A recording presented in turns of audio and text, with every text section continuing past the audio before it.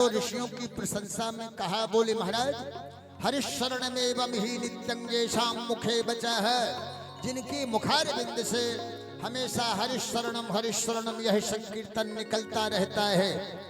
यही कारण है कि काल समादिष्टा, काल के द्वारा आदेश पाने के बावजूद भी आपको कभी बुढ़ापा नहीं सताता। महाराज ऋषियों ने पूछा, बोले बाबा भैया बात क्या है, आप इतने चिंतित क्यों हो? भक्ति के सारे समाचार को बताया और बताते बताते कहा, मुझे आकाशवाणी ने सत्कर्म करने के लिए कहा है, कृपा करके आप सत्कर्म की परिभाषा बता दीजिए। महाराज ऋषियों ने कहा, बोले द्रव्य यज्ञ तपो यज्ञ योग यज्ञ तथा परे स्वाध्याय ज्ञान यज्ञाश ते तु कर्म विसूचका। ए नारद, एक द्रव्य यज्ञ होता है, एक तप यज्ञ होता है, एक योग यज्ञ होता है, एक स्वाध्याय यज्ञ होता है, एक ज्ञान यज्ञ होता है। बोले ते तु कर्म विसूचका, ये सब कर्म कांड की ओर इशारा करते हैं। बोले सत्कर्म सूचको नूनम ज्ञान यज्ञ स्मृतो बुधैः। सत्कर्म का सूचक केवल ज्ञान यज्ञ को बताया है। सत्कर्म माने ज्ञान यज्ञ। ऋषियों ने कहा, बोले आकाशवाणी ने आपको सत्कर्म करने के लिए कहा है, उसका तात्पर्य है आप ज्ञान यज्ञ करो।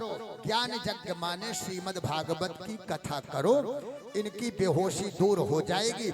सज्जनों, नारद जी को शंका हो गई। बोले भैया मैंने वेद वेदांत और गीता का पाठ करके सुना दिया है, श्रीमद् भागवत में भी वेद वेदांत और गीता की ही तो बात लिखी है, फिर अलग से श्रीमद् भागवत की कथा कहने से कैसे इनको लाभ प्राप्त होगा?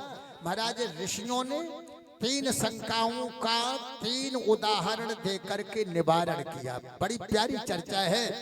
बोले आमूलाग्रम रसस्तिष्ठन् नास्ते न स्वदते यथा शंभूय सा पृथक भूतः फले विश्व मनोहर। बोले नारद, आम के वृक्ष में विचार करें, आम की चर्चा है। आमूलाग्रं रसस्तिष्ठन् नास्ते न स्वदते यथा। महाराज आम के वृक्ष में जड़ से लेकर के ऊपर की शाखा तक रस भरा रहता है, परंतु निवेदन करूं, जड़ खा करके आम के रस का स्वाद मिल पाना संभव नहीं, छाल खा करके आम के रस का स्वाद मिल पाना संभव नहीं, डालियां खा करके आम के रस का स्वाद मिल पाना संभव नहीं, पत्ते खा करके आम के रस का स्वाद मिल पाना संभव नहीं। बोले जब तक आम के वृक्ष में आम का फल नहीं लगेगा, वह फल पकेगा नहीं, तब तक किसी भी व्यक्ति को आम के रस का स्वाद नहीं मिल सकता। उसी तरह से श्रीमद् भागवत की कथा है। दूसरा उदाहरण दिया, यथा दुग्धे स्थितं सर्पिः न स्वादायोपकल्पते। नारद, दूध में घी है, विचार करें, सबको पता है दूध में घी रहता है, दूध में घी है, परंतु दूध को आप चाहे जितना पकाओ, चाहे जितना औंटो, महाराज दूध पी करके घी का स्वाद नहीं मिल सकता। जब तक आप दूध को महाराज दही के रूप में नहीं बदलोगे, दही को मथोगे नहीं, उससे मक्खन नहीं निकालोगे, मक्खन को पकाओगे नहीं, तब तक घी का स्वाद मिल पाना संभव नहीं है। तीसरा उदाहरण दिया, बोले क्षूणामादि मध्यम च शर्करा व्याप्य तिष्ठति।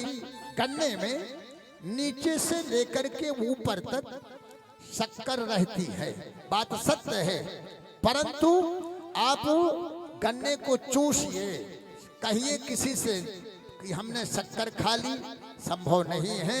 जब तक गन्ने को पेरोगे नहीं, गन्ने को ओंटोगे, रस को ओंटोगे नहीं, तब तक शक्कर नहीं मिल सकती, शक्कर का स्वाद नहीं मिल सकता। उसी तरह से श्रीमद् भागवत की कथा है। 3 शंका नारद जी को हुई, वेद, वेदांत और गीता। महाराज नारद जी से कहा ऋषियों ने कि सब कुछ ठीक है, परंतु जब तक अलग से श्रीमद् भागवत की कथा नहीं करोगे तब तक ना वेद का पता चलेगा, ना वेदांत का पता चलेगा, ना गीता का पता चलेगा। नारद जी की शंका दूर हो गई। नारद जी को लगा मुझे करना चाहिए। महाराज हाथ जोड़े ऋषियों से पूछने लगे, बोले कृपा करके बताइए फिर कहां पर श्रीमद् भागवत की कथा कही जाए, सुनी जाए। ऋषियों ने बताया, बोले गंगा द्वार समीपे तो तटमानंद नाम खम। हरिद्वार में गंगा जी के किनारे एक आनंद नामक गंगा जी का तट है। वहां पर श्रीमद् भागवत की कथा कही जाए, सुनी जाए, ज्यादा लाभकारी होगी। महाराज सारी विधि पूछी, विधान पूछा नारद जी ने, व्यवस्था बनाई और सनक सनंदन सनातन चारों ऋषि वहां पर श्रीमद् भागवत की कथा सुनाने के लिए बैठ गए। नारद जी श्रोता बन करके बैठ गए। महाराज तमाम जगह जगह पर ये खबर चली, सर्वत्र हर जगह से लोग वहां आकर के ऋषि मुनि तमाम लोग वहां पर कथा श्रवण करने के लिए उपस्थित हो गए। 7 दिन तक नारद जी ने श्रीमद् भागवत की कथा को सुना। 7 दिन जब कथा पूरी हो गई, क्या था? ज्ञान और वैराग्य की बेहोशी दूर हो गई। विचार करें आप, इतनी दूर तक सत्कर्म का प्रभाव जाता है। आपको पता है श्रीमद् भागवत की कथा कहाँ हो रही है? गंगा जी के किनारे। और भक्ति अपने पुत्र ज्ञान वैराग्य को लेकर के कहाँ बैठी है? जमुना जी के किनारे। परंतु सत्कर्म का इतना दूर तक प्रभाव जाता है।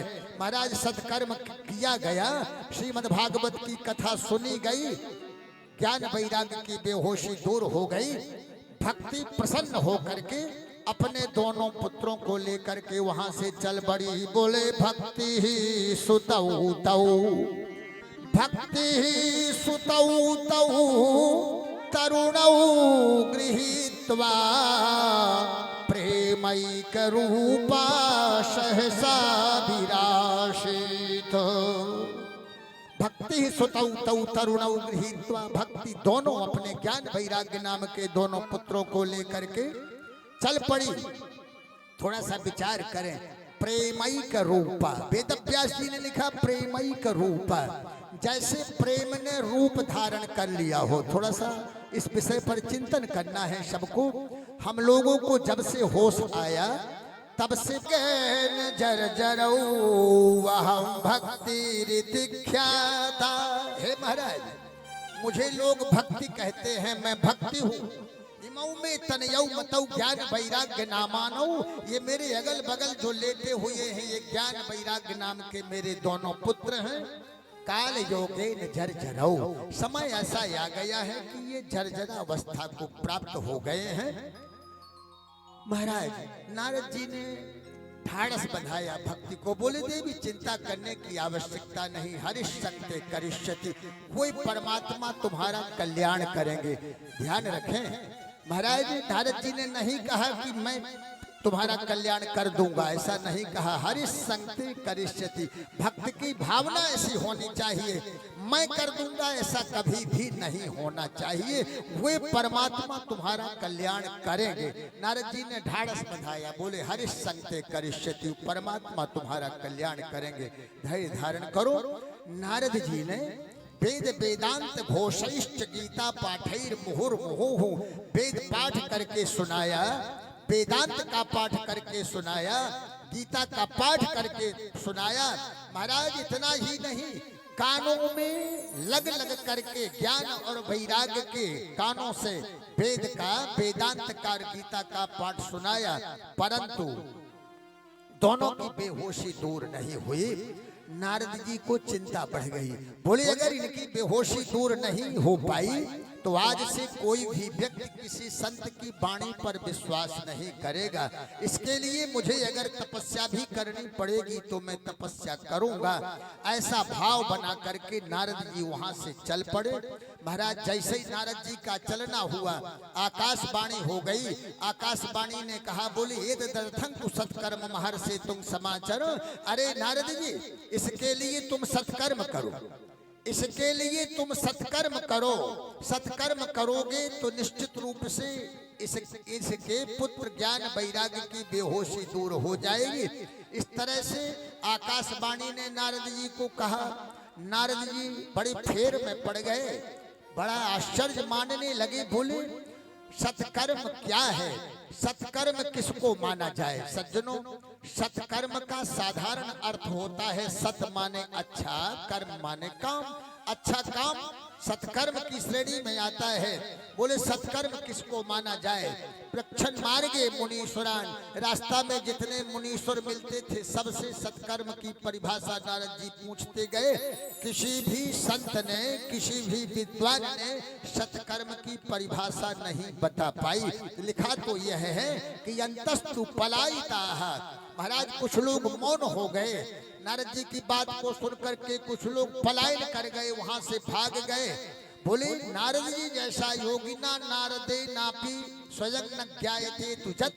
योगी नारद जी भी जिस बात को स्वयं नहीं समझ पा रहे, ऐसे सत्कर्म की परिभाषा हम लोग भला कैसे बता पाएंगे? ऐसी भावना बना करके बड़े बड़े विद्वान, बड़े बड़े ऋषि, बड़े बड़े महर्षि वहां से भाग खड़े हुए।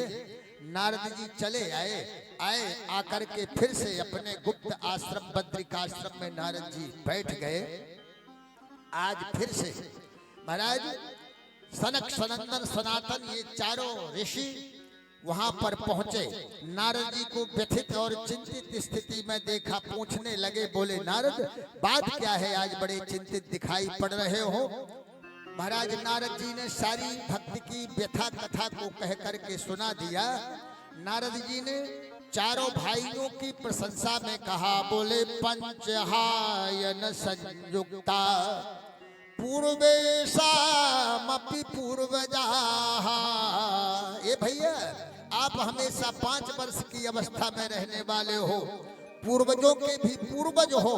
आपके मुखारविंद से हमेशा हरि शरणमेवं हि नित्यं येषां मुखे बचः अतः काल समादिष्टा जरायुष्मान न बाधते। आपके मुखारविंद से हमेशा हरिशरणम यह संकीर्तन निकलता रहता है।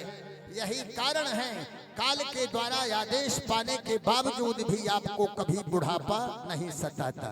सज्जनों, बुढ़ापा ना सताए इसकी बहुत बड़ी दवा नारद जी ने बताई है। ध्यान रखें, बुढ़ापा आएगा जरूर किंतु सताएगा नहीं। अगर हम इसका अभ्यास कर लेंगे जो नारद जी ने बताई है दवा, बुढ़ापा तो आएगा। बोले हरि शरणम, हरि शरणम, हरि शरणम, हरि शरणम, हरि शरणम।